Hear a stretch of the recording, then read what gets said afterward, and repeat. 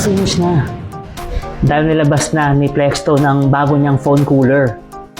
Ito yung Plextone MX2. Nakalalabas lang.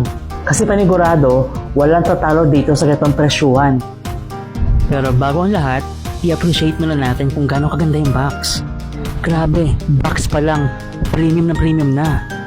Kaya't alam mo hindi basta-basta lang tong cooler na to. Kasi sa box pa lang may effort na. Kaya huwag na natin patagalin at i-unbox na natin. 30 watts nga pala tong cooler na to guys. Kaya ang nakalagay doon na recommended charger ay 45 watts. Kaya alam mong pang malakasan talaga tong phone cooler na to guys. Kasi 30 watts. Grabe, napaka-premium ng feels sa ganitong halaga.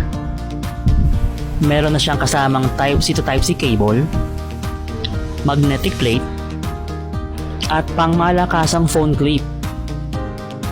At ito na siya, ang Plextone MX2 phone cooler.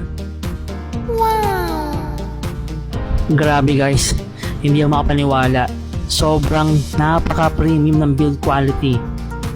Parang pang-PC na nga Tingnan mo.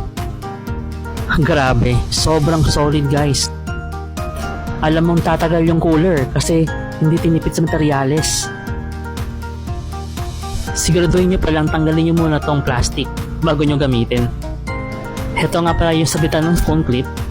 Tapos ganito itsura niya kapag nakakabit na yung dalawang phone clip. Grabe guys, hindi basta-basta matatanggal Kita nyo.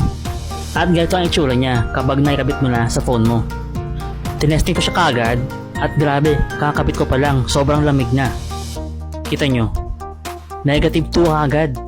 Kahit yung relasyon ng kapitbahay nyo, kayang-kaya nitong palamigin.